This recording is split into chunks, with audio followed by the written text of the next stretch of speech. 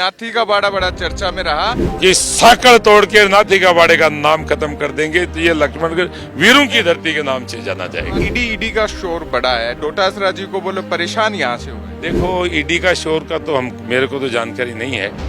Paper out और paper बेचने का शोर हर गांव में है। डोटासरा नकारते हैं कलाम से मेरा कोई सीधा संबंध नहीं। कलाम से संबंध तो नहीं है, लेकिन जो कलाम में जिसने कोचिंग ली उनका सिलेक्शन 100% हो। डोटासरा दावा भी कर रहे हैं कि मैंने सब कुछ करवा दिया, संभाग बना दिया। ये संभाग जो है, सीकर के विधायक तो राजेंद्र पारिक हैं यार।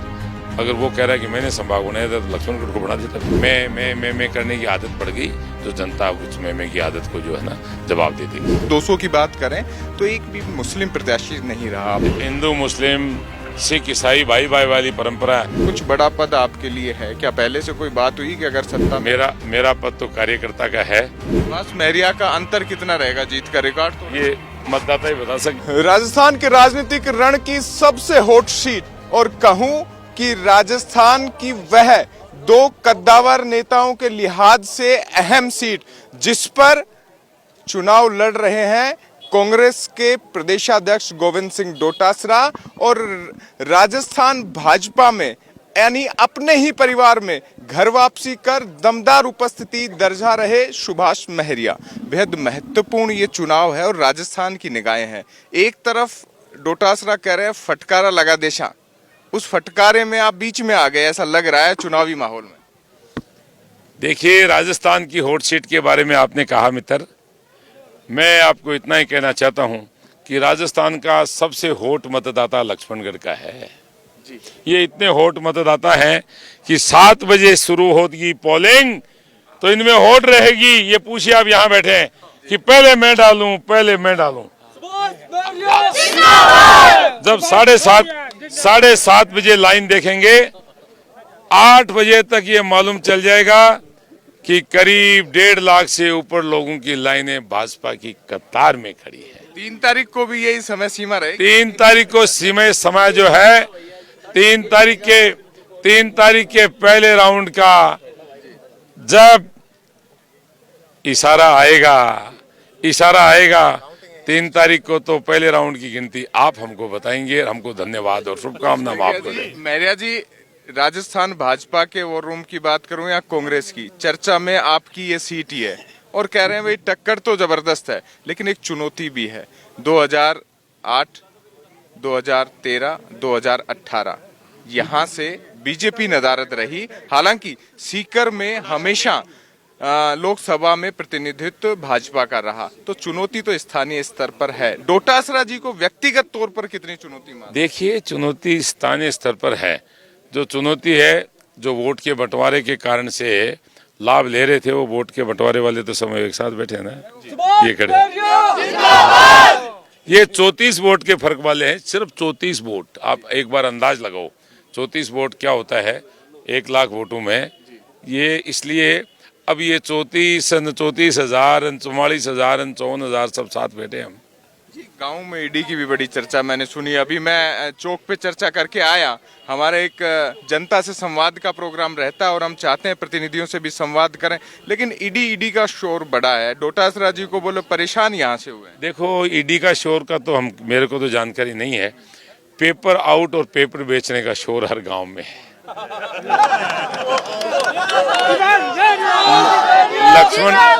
लक्ष्मणगढ़ की पुण्य पवित्र धरती, अंजनी माता बालाजी धाम की ये धरती, साधु संतों की, रतिनाथ जी महाराज, सदानाथ जी महाराज, साकमरी माता, सालासर जी बालाजी के साथ खाटू श्याम जी की धरती, जीवन माता की इस धरती का नाम पुण्य स्थल लक्ष्मणगढ़ है, सीकर जिला है, जिसका नाम इस भाई गोविंद ने नाथी का बाड़ा दे दिया। बड़ी शर्म की बात है। सवाल भी यही था मेरा कि नाथी का बाड़ा बड़ा चर्चा में रहा, तो ऐसे में मतदाता जब वोट करेगा तो क्या वोट की चोट पर ऐसे मुद्दे ऐसा करेगा? वोट की चोट की नाथी के बाड़े के, हमारे मारवाड़ी में बोलते हैं कि साकड़ तोड़ के नाथी का बाड़े का नाम खत्म कर देंगे, तो ये लक्ष्मणगढ़ वीरों की धरती के नाम से जाना जाएगा। शेखावाटी का, इस शेखावाटी का बड़ा चेहरा आप हैं। आपसे उम्मीद भाजपा को केवल लक्ष्मणगढ़ नहीं है, पूरा, ये मैं बात करूं, सीकर की बात करूं, इवन आपके मित्र, आपने जिक्र भी किया इस सभा में, सुन रहा था कि आपके मित्र राजेंद्र राठौड़ का भी आपने जिक्र किया,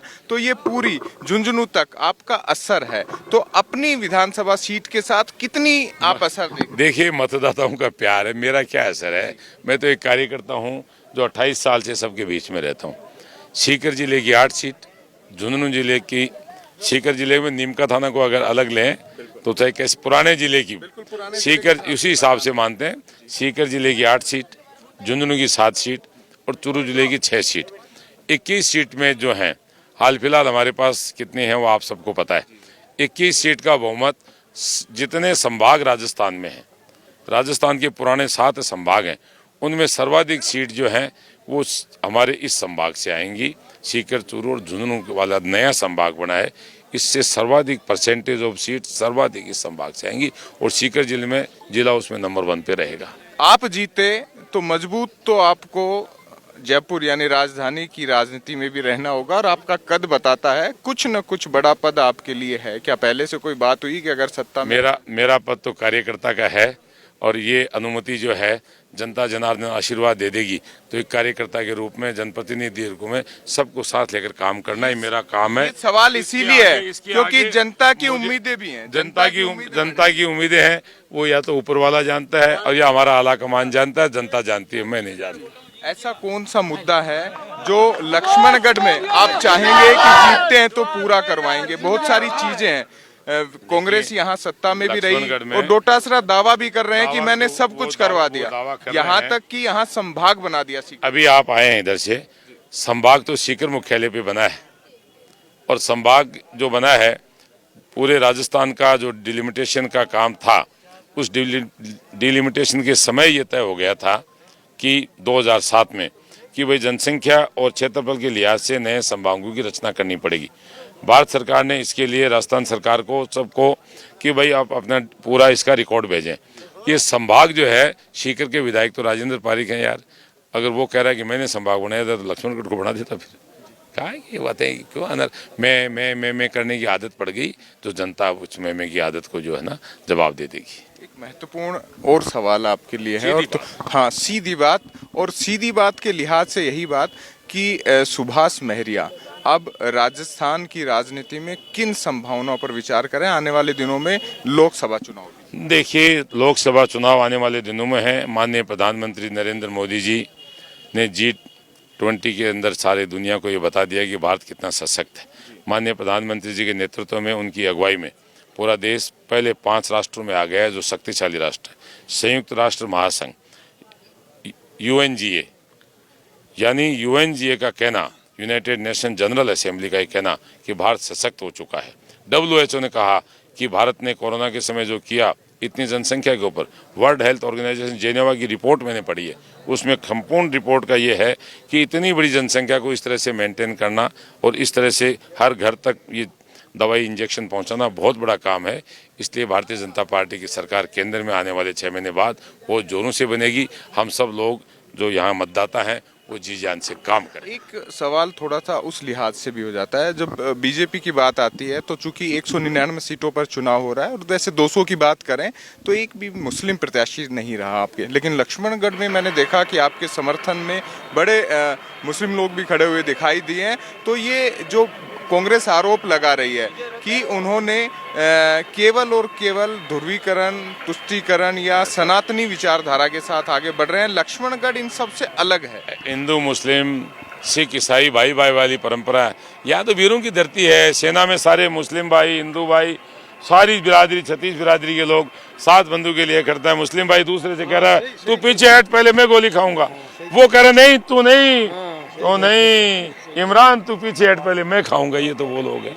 बाकी आप इनसे पूछें। एक अंतिम सवाल मैं ले लेता हूं। एसआईटी गठन की है, लक्ष्मणगढ़ पे आपने नाथी के बाड़े का जिक्र किया, पेपर लीक आता है, ईडी भी यहाँ पर आती है, हालांकि डोटासरा नकारते हैं कलाम से मेरा कोई सीधा संबंध नहीं, लेकिन कलाम से संबंध तो नहीं है, लेकिन जो कलाम में जिसने कोचिंग ली उनका सिलेक्शन 100% होता है। मेरा सवाल यही है, एसआईटी आपने गठन करने का संकल्प पत्र में वादा किया है, जनता के बीच खड़े हैं, ये एसआईटी वास्तव में काम करेगी या फिर कोरी घोषणा? नहीं, एसआईटी तो एसआईटी का काम है काम करना। एसआईटी तथ्य उजागर करेगी, सरकार ने जो दबा रखे हैं वो सामने आएंगे। Thank you. सुभाष महरिया का अंतर कितना रहेगा जीत का रिकॉर्ड? तो ये मतदाता ही बता सकते हैं, मैं तो नहीं बता सकता। कम 30,000। तो बिल्कुल तमाम यहाँ समर्थकों के बीच में सुभाष महरिया हैं और राजस्थान चौक से खास बातचीत भी की है। एक दो सवाल हमने आम लोगों से भी लिए हैं और वो जरूरी भी होता है कि जब जनप्रतिनिधियों के बीच में रहें और जब जनता के बीच में आप रहें, और चूंकि आप भी इस पूरे चुनाव को पिछली बार करीब से देख चुके हैं, इस बार सब साथ खड़े हुए नजर आ रहे हैं। ये डोटासरा जी को हटाने की लड़ाई है या कांग्रेस को हराने की? देखो, मैं आपको एक बात बता दूं, मैंने 3 चुनाव गोविंद जी के सामने मैंने लड़े हैं और पहला चुनाव में 34 वोट से लूज हो गया, फिर 10,000 11,000 के करीब, फिर 20,000। मेरी बात सुनिए। दूसरा चुनाव इन्होंने लड़ा था भारतीय जनता पार्टी से, मैं इंडिपेंडेंट ही था। तीसरे चुनाव में हमने 76,000 वोट लिए। अब की बार हम 20,000 से जीत रहे हैं। मैं भारतीय जनता पार्टी में मैंने ये तय किया था कि भारतीय जनता पार्टी मेरे को टिकट देगी तो ठीक है, वरना जिनको भी टिकट देगी मैं जी जान से उनके साथ रहूंगा। मैं सुभाष महरिया के जी जान से साथ हूँ। आपको ये कह रहा हूँ कि 20,000 से कम सुभाष महरिया नहीं जीते।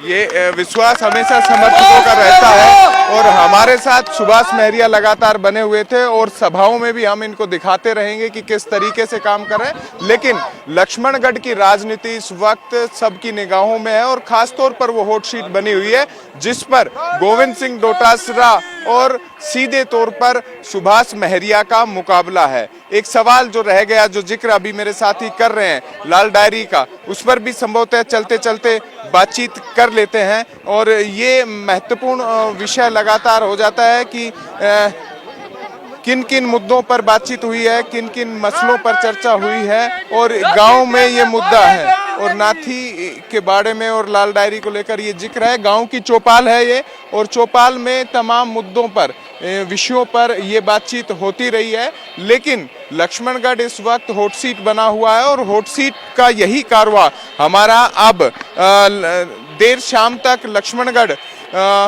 विधानसभा में है और लक्ष्मणगढ़ विधानसभा से राजस्थान चौक का ये पहिया अब और विधानसभाओं का सफर तय करेगा और जब तक तय करेगा तब तक हम जानेंगे कि किन किन मुद्दों पर इस बार वोट पड़ने वाले हैं।